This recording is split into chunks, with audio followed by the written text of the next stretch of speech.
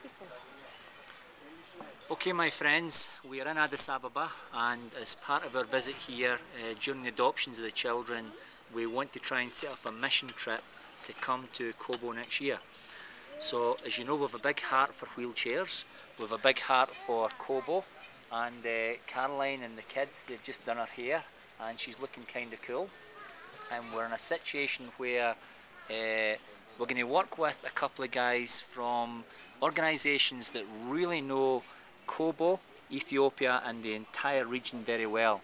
And this is my friend Rick. Good to see you, Rick. Thank you, Jim. And my new friend Joseph. Yes. And I've got a question for you, Rick, and that is, let's say we decided to send from the church a whole mission team and we wanted to come to Ethiopia. What would you advise we do, and how could Joseph help us?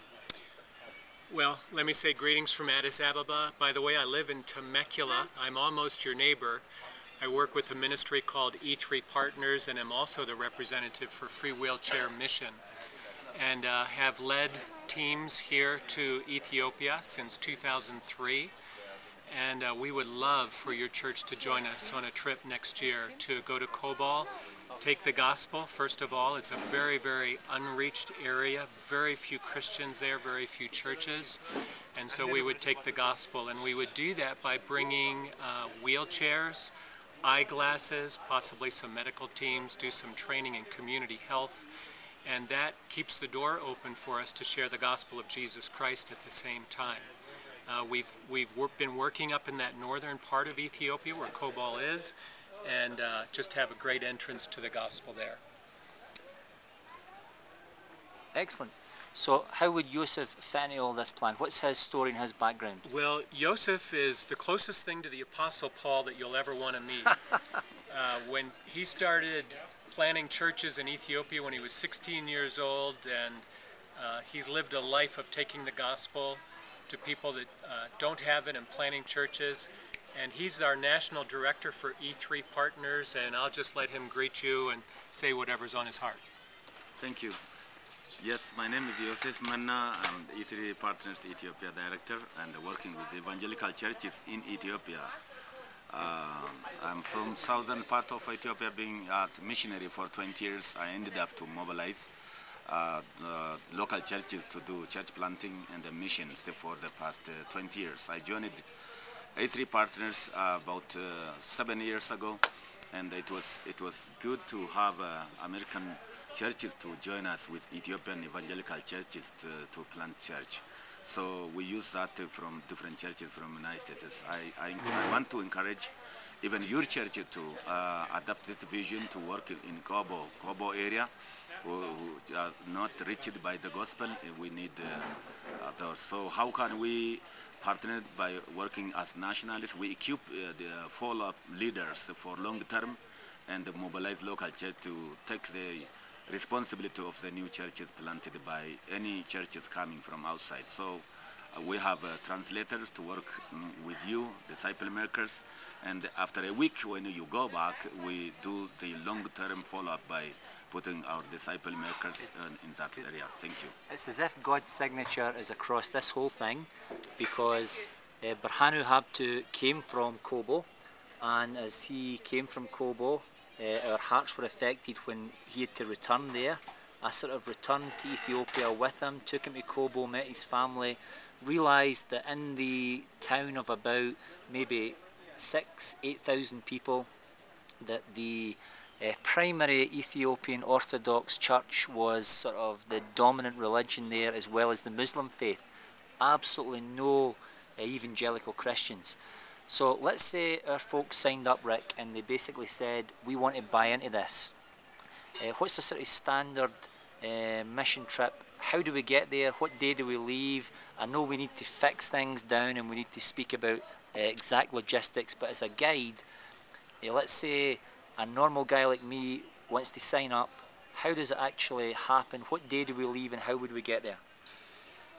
Well, E3 would take care of everything for you. You sign up online, and then I would come to your church a number of times and give you orientation and train the team that was going to come. And of course we train in every aspect of the trip, from travel to to cross-cultural issues, to sharing the gospel, sharing your testimony, how to do an eyeglass clinic, or whatever the humanitarian approach is that we would take for that area. And it's a turnkey for your church. We'd make the airline reservation, the hotel, take care of your translator, your disciple maker, who both would be working with you, training them, and we as well go along with you and lead you on the trip. I think I would be really comfortable with that, because my sort of initial thought was we would come here on our own, we would arrive in Addis, we would drive 20 hours, which is all wrong, 20 hours getting there, and then to find ourselves sleeping in tents in Kobo, not good. So this is much better. So tell us about the accommodation that folks would be staying in. Would there be running water, electricity? Is it like a usual hotel? How would you rate it? Is it like a motel, a travel inn, a Best Western type place, or Sheraton? what's it like? Good to tell. Yeah. We actually had a team from Chatsworth in this area just 3 weeks ago. We stayed in the city of Alamata, which is just north of Kobo, and there was a brand new hotel.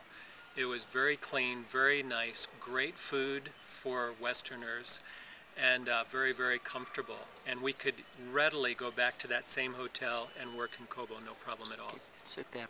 So to get to Kobo, basically if you find a map, you would look for Addis Ababa, and then you would follow, is it the number 1? And then you would fall all the way up through Desi, then you get to Kobo by road. But how would we actually get there by airplane? We would fly from Addis up to the city of Mekelle. That's the provincial capital of that region up there. We would rent vans, and then we would drive down to Alamata to the hotel. Okay. Can I just shake you both by the hand and say thank you very much. Thanks for meeting me, and thanks for helping us at Ocean Hills.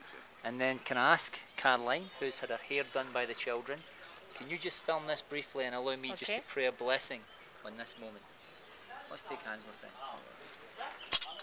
In your precious and holy name, dear Lord, bless this time that we spend together. Your signature is all over the map. I'm looking at a map in this table, and there are cities and little villages and towns that are circled with a date next to them, where others have gone before us and the gospel has been preached. I believe this is a God-given opportunity to reach an unreached people group in Kobo. Allow us not to squander this. These are the best days of our lives. May we use them for the glory of God. Bless both of these men abundantly. Keep them safe as they travel through regions. May no weapon be formed against them that will harm them in any way. May that weapon never prosper. In your holy and precious name, bless these plans, please, in your most holy name. Amen. Amen. Amen. Amen. Amen.